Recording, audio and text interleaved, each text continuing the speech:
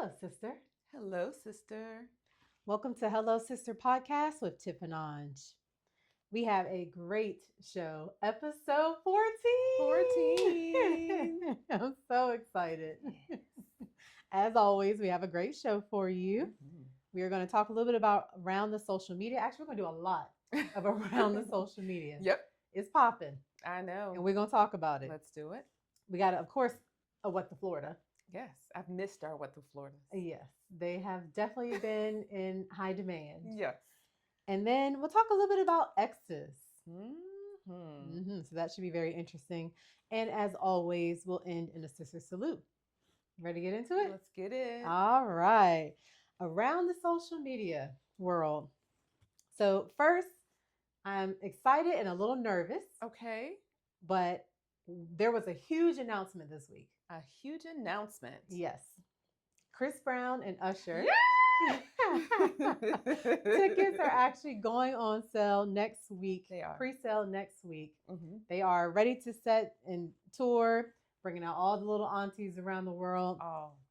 And it's going to start June 26th and go through December the 11th, ending here in Tampa. Yes. Yeah, so super excited about that. However, my timeline has actually been filled with mixed reviews. I saw that. Yeah, some women are in a chokehold, can't wait. Love Chris Brown, love Usher, definitely reuniting and bringing greatness to the stage. While others haven't really forgotten some historical around Chris Brown.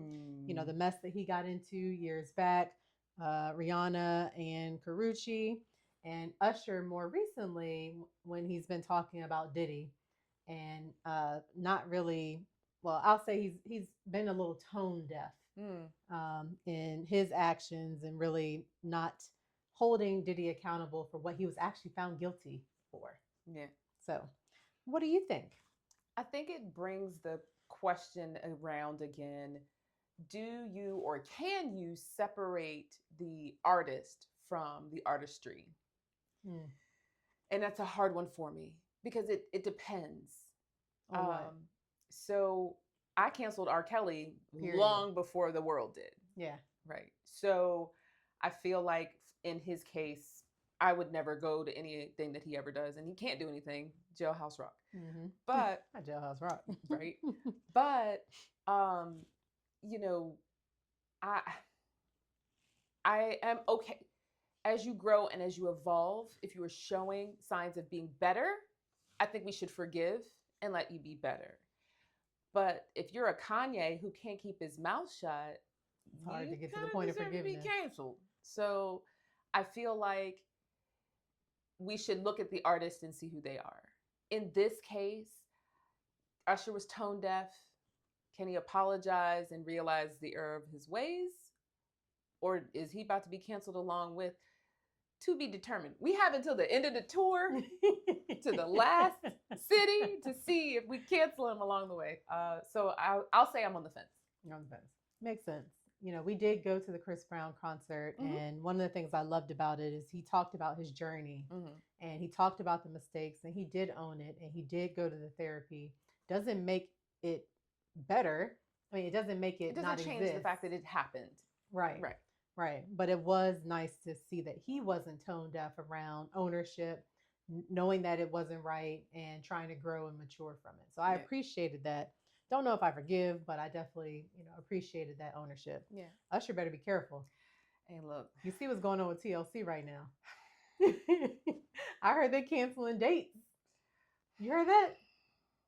I'm just saying. I'm not judging one way or the other, but what I'm saying is we now have buying power. Yes. And our money goes a long way. It does. And we can't be bought by a song anymore. Or nostalgia. Or nostalgia either.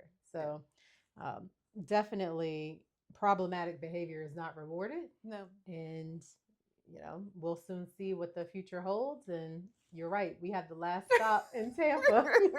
So if he get canceled along the way, we ain't going to lose nothing. Nah. So no pre-sales for us.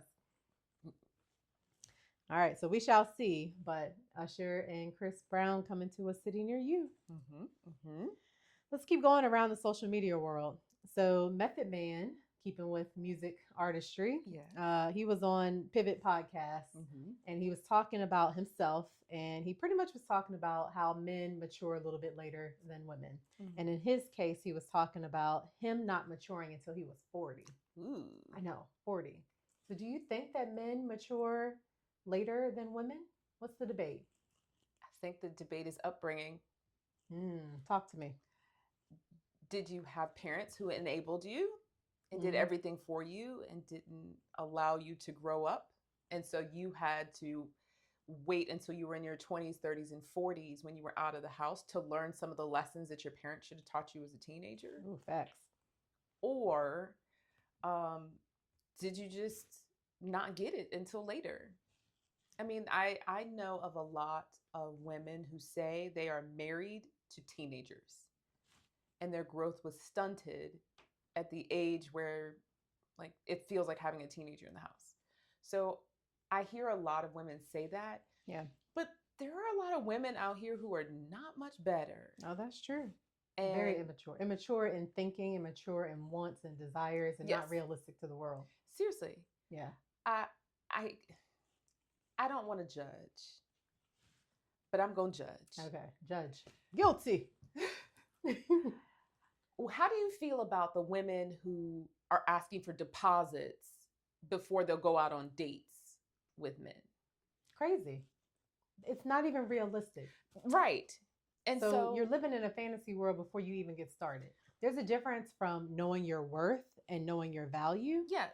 And having standards to just, you're not an ATM machine. I agree. And that's how I feel. I think the women who are out here saying my time is valuable, pay me for my time.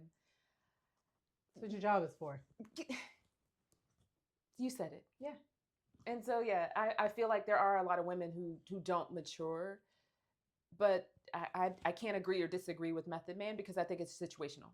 Yeah. Well, I appreciated him really sharing his story. He said it took him until 40. Some of the things That's a little late. I know it feels a little, but he also was in music. So he had things provided to him, wishes and desires and motivation. All that was provided to him. But he really explained that it took decades for him to understand accountability, emotional awareness, and take consequences for his actions. That's what he means about maturity. And I think basically that reinforces the idea that many men, including himself, may take a little bit longer to grow up and mature. So he talked about he had to grow up and pay his taxes. Yeah. Child. That was serious consequences. Yeah, he had kids and they were getting to the age where he wanted them to go to college and he didn't even have his GED. So he went back and got his GED. I saw that. That's beautiful. Yeah, I love it. And then of course, he been working out. Meth been working out. Did you see his movie, Relationship Goals? I did not see it. First of all, I saw. You need to go see it. I know. It's on Prime. I know. So him and Kelly Rowland have a movie. I saw it's the called trailer. Relationship Goals. It's exes turn rivals in a New York newsroom. And there is a part in that movie, and I am not going to spill the beans. Oh, man. But Method Man been working out, baby. I need to go see it. I've loved Method Man since the 90s. That thing fine. See, this is why you don't be bringing up other people's husbands. Yeah, he is happily married. Covet that woman's husband, but no. But shout out to Method Man who has matured, and I think he's 55. So you know, he's been matured for some time now. But I appreciate that vulnerability just to say, hey, I didn't have it all together. I can look back now and say I was immature, and now look where I am. So a lot of people probably feel that way, but let's do a little bit better. Like, if you hearing all these things, why you got to go through it to know it? That's true. Maybe take a second and self-reflect. Well, I think one of the things that makes me feel better about being a later dater is to hear that there are men that are maturing now in their 40s. So by the time they get to me, maybe they'll be ready. Facts. So thank you, Matt. Yeah, put it out there. Appreciate it. Gives me hope. Thank you. Well, talking about living, let's move on to another topic that's going around social media. Married, but living separate. 100% on board. What? 100% on board. Married, but living separate. So modern women are embracing relationships and marriage, but they want to live apart. Yeah. Few examples. Cheryl Underwood talked about wanting to be married, but wanting a guy to be willing to be in a monogamous relationship while living in his own home. She talked about living alone for so long and set in her ways and really enjoying her space. Ultimately, doesn't want you to live with her. Okay. Shirley Ralph, an actual married woman, talked about being married to her Philly senator. Beautiful couple. They have their own life, career, separate homes, and life is good. They're doing their own thing. They don't compete, which is something that was important for her. Have lots of love for each other and live separate. Yeah. You got Keke Palmer. Yeah. She's all over social media right now. Said it several times in several places. Yes. Keke Palmer loves her alone time. She likes to have her own. She is not interested in living together. And if she does, guest house, guest room, neighbors, same property, but wants to find living separate as the consistent method. Okay. And then Nia Long, she hinted to just really being perfectly happy and content herself and continuing to date and enjoying her own company. Yeah. So what do you think? Married but living separate. I think a lot of people do it to a certain scale. I mean, no offense to Sean, but you two married, living together, but you have separate spaces. He has his separate closet. He has his separate bathroom. Absolutely. So you are married and you have separate spaces. Yeah, we use separate covers. Okay. Yes, because we figured out the right boundaries that allow us to not argue. Yes. What we arguing for, and people argue around invading your space. Correct. Yeah. So they have their extreme side of it. You have your middle ground, and some people want all the things all the time. That's a big jump. I'm with y'all. Listen, that's a big jump. I would love to be in a monogamous relationship in the same town, living apart. Oof. If I'm gonna take the leap to get married, ooh, child. And we want it to last, we gotta eliminate some of the little things that we're gonna argue about. Like if it's gonna bother you that I leave my clothes like in front of the laundry basket because I went to shoot it and I missed.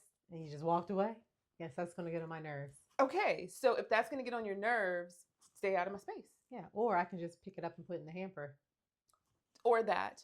But if that's something that you're set in your ways and it's gonna bother you, like a Cheryl Underwood, then I don't see why not. She made it a point. Different strokes for different folks. Yeah. Also, you and I have totally different views on what monogamy looks like. Well, that's what I was about to say. So, we need to talk about that. No, we don't. We do, because I wholeheartedly think it is defined and clear. And that's the problem. You create space for it to not become monogamous. Okay. It's too easy. Living in a guest house. If you can walk into the house, the main house, and come up in my bedroom, isn't that a lot faster than you calling somebody to come over, to sneak past security, to go into the guest house? Like, who's doing all that? Yeah, but we're talking about stars. What guest house we got? Half the American people are living in apartments, townhouses, and not 4,000 square foot homes like mine. Okay. Hear me out. Okay. Same house, separate wing. You got to sleep separately? And maybe it's because I'm living a little bit of a soft life. I'm not taking out trash. I'm not cutting the grass. Same house, different wing. You're in the primary. Y'all need to just not get married. Okay, well, I'm okay with that too. Okay, see, now we're getting somewhere. No, there has to be, other than end of life decisions, there has to be an advantage for us to get married. Right. We're business and we're merging two businesses together, right? Is that how you see marriage? Is it a business? I do. So round 2 is forget the love. We're going straight to resume. We're going straight to resume. No, it's not that. It is when you get divorced and you have to go line by line in your assets and say, I made this. These are my investments. These are my properties. Yeah. And you have to split it. And then I'm looking at my contribution versus your contribution, and now we have to split it. No, I get it. It's a business, right? So if I'm going to do it again and take the risk of us splitting our company in half again, there has to be a benefit. Well, I agree. There should be a benefit in every relationship. And also, there has to be love in a relationship. And so the love and respect is a huge part of it, but that can't be everything. No, I agree. And not at this ripe age. Because it's a choice. Yeah. And I'm just choosing to protect myself as I fall in love. No, I get that. I'm all for it. But married and living separate just seems absolutely crazy. Sounds like heaven to me. Do you know I sleep in the middle of the bed? Like, oh, I got space on both sides. Yeah. I mean, I think you figure those things out. I think, we have a loving relationship. And when we're ready to actually roll over, we do. Our bed is split. It is your cover, my cover. And we play every night about snatching covers. But the reality is, get your own cover. Exactly. I guess you're right. Do what makes it work for you. And it may not be traditional, but we moving real close to just being single for forever. I don't know. I mean, Leslie Jones said, "Oh yeah, preach. Ain't no getting married." Yeah, you saw that interview? I did. Woo. And I don't know if I agree with her extreme opinion. It was pretty extreme. But I would be okay if I never got married. Now I would like companionship. I would like to date, and I would like to be in a monogamous relationship if that's where we're headed to. Yeah. I don't call it no slavery, but yeah. I mean, well, part of it's how she grew up too. So her father's influence on her obviously played a part. But yeah, I mean, I can see back in the day it probably was a little bit more traditional that way. Now we the breadwinners. Yeah, you working for me. Oh, wait a minute. we giving out W-2s at the end of the year? I'm gonna be giving. That's what you said. It's a business. Here go your W-2, here go mine. So something happened from January 1 to December 31st. Here go your assets in a W-2. Prenup. That's what I'm hearing. Yeah, prenup. Yeah. I had a family member tell me that we should get a prenup, and I'm thinking I ain't got nothing. And now I got a lot. See? Yeah, she won't lying, but she's being nosy. Anyway, moving on. Speaking of crazy. Yes. I have a What the Florida. What the Florida? So you sent me a video and I was so mad. I was furious. Ooh. I was absolutely furious. Tell me more. Some people think it's funny. I don't think it's funny. Okay. So I'm going to read this so you can hear it the way that I read it. Okay. Okay. Because I was furious. All right, let's hear it. The Tampa Bushman is a Tampa-based prank creator known for dressing in full camouflage or bush suits and startling people in public places, especially around Ybor City, the Tampa Riverwalk, Tampa Bay Lightning games, and Buccaneer events. No one is safe from his pranks, including kids. Yeah, he don't care. His content is built around scare pranks, funny reactions, and lighthearted chaos. Yes. Which he posts primarily on YouTube and TikTok. Yep, Tampa Bushman. And people don't like it because, yes, there have been moments where people have reacted aggressively. Oh, yeah. There have been no verified reports of aggression or being seriously attacked, but he has had the police called on him. Of course he has. He's standing outside of people's businesses scaring people. And so some people believe that his pranks have gone too far, and other people believe it's hilarious. Mm-hmm. So, while I calm down, how do you feel about the Tampa Bushman? So I haven't been scared by the Tampa Bushman. It doesn't take much to scare me. Let's just be very clear. Like, we went to the Wizard of Oz at the Sphere this past weekend, and it's immersive, and so the seats are moving, and there are parts where it buzzes you, and I was like, ah. So it don't take much to scare me. So if Tampa Bushman got me, he would get me. I probably would be hot in the moment and just dying laughing after. So for me, I think it's all in good fun. We need to laugh.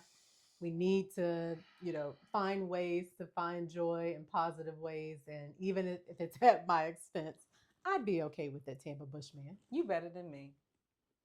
You better than me.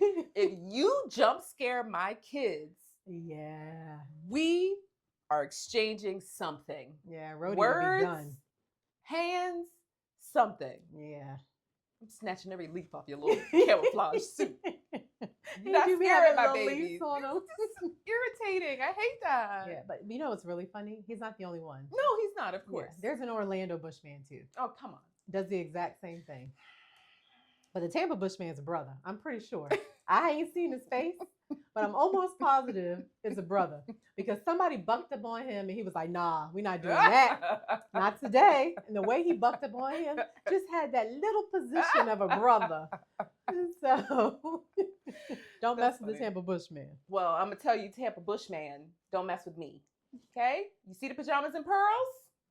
Keep it moving. And we like Ybor. We do. And he was outside of 7th and Grove for a few of them. I know. And we go to Madame Fortune in 7th and Grove. So I don't like it. Well, now we know what to look for. The problem is we be in our own world, laughing, joking, having fun. Know. That we miss out on what's happening around us, like a Bushman who's going to jump out at us. I don't like it. I don't like it. What's the Florida? Absolutely. And now there's an Orlando one? There is an Orlando one. The Florida. Yeah. Well, speaking of Orlando. Yes. Last week or a couple weeks ago was Easter. Yes. And I want to tell you what happened and I want to get your opinion. Okay. Okay. So the boys were in the Easter choir, the kids choir at church. It was so cute. I ain't seen no video of this. Okay, well, I'm going to put it in the group chat. Thank you. My bad. So my ex came to see the kids in the children's choir. And so being involved in church, I know several people.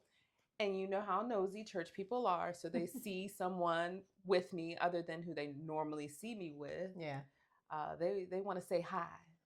Mm-hmm. And boldly, right? Boldly. And so I froze. I didn't know how to introduce him. Ooh. Now that's tricky. Yeah. So how did you introduce him? I said, this is the boy's dad. Okay, that's good. You didn't want to say baby daddy?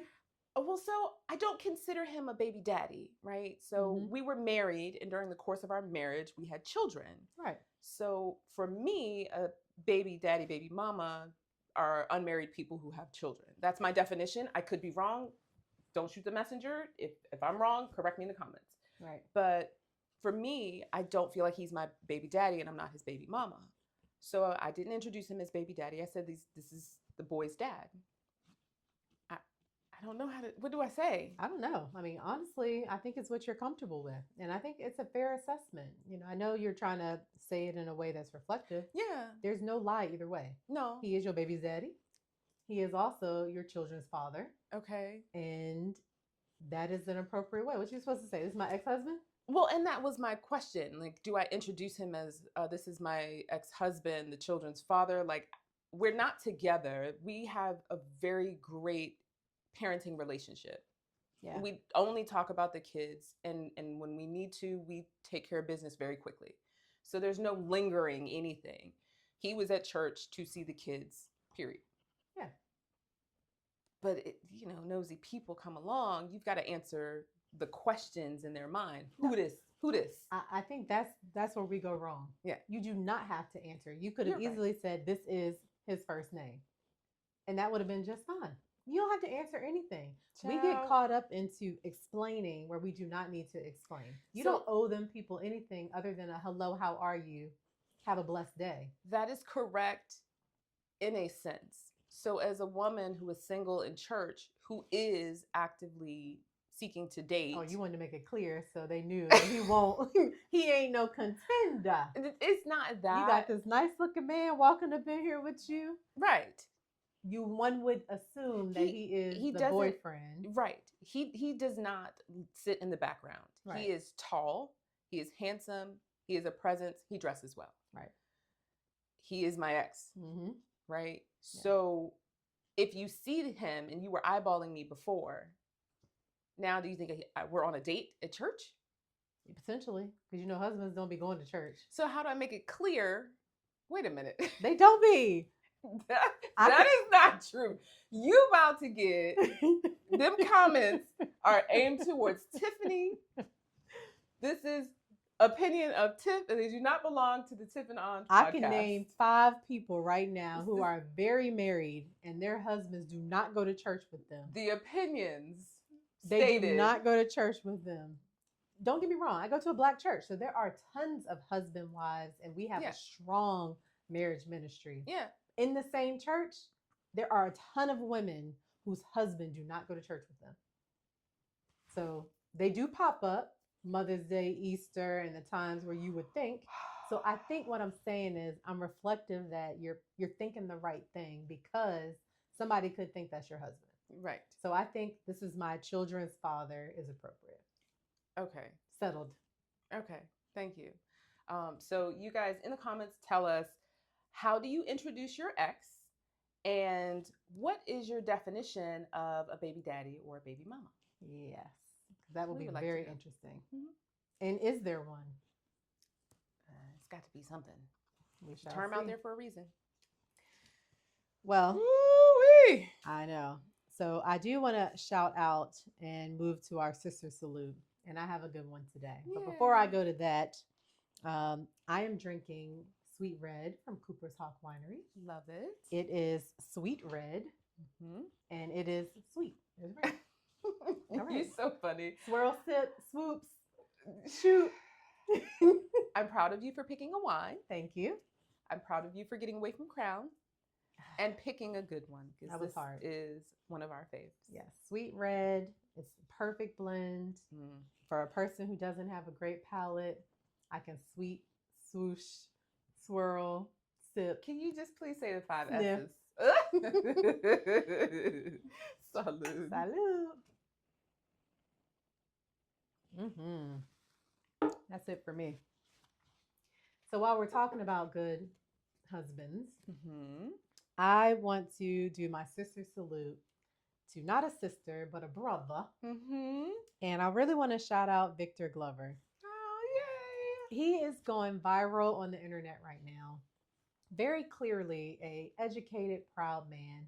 He's a U.S. Navy captain, NASA astronaut, and he made history in piloting the first Black astronaut to complete a lunar flyby, pilot a ship. So he was on the Artemis 2. Yeah. And came home. I mean, his messages while he was up in space, plus coming home, his encouragement, watching his daughter do dances and be proud of him. It just really warms your heart that there are such good people out there in the world. We needed him. We needed a positive Black role model right now, and he is definitely it. Yeah. So Buzz Lightyear, aka Victor Glover. Not Buzz Lightyear. We salute you for all you do. Please keep being that role model. Yes. Please keep doing this. Please keep educating people. Funny, not funny, but interesting. We live in Florida. Yes. So although I'm in Tampa, we can see launches. Yes. So I'm driving down to meet my best friend and her family and go to the movies in Orlando. On my way, still kind of in Tampa, and I can see the Artemis going up in the sky. Yay. It was a beautiful, beautiful sight. To not just see it, but to know who was piloting. I know. Who was up there and who was doing such a wonderful first for a Black person in our community. So shout out to Victor Glover. Super impressive, and salute is to you. Clink, clink, clink, clink, clink. Yes. I love it. The boys and I were at track practice, and they supposed to be running. We out there like everybody looking up. I mean, it's pretty cool that we can see it on any day, but knowing what was happening on that one was really cool. It's beautiful. Yeah. So happy. Yep. All right, sister. Well, that really wraps things up. It does. As always, this has been fun. It has been. Appreciate you. Love you. Love you, sister. So, one last time to salute to the sister who dared, to the sister who cared, to the sister who said yes to herself. We see you, we celebrate you, and we salute you. Yay. Cheers. Cheers. Clink, clink, clink, clink, clink. So good. Love you, sister. Love you, sister. Peace.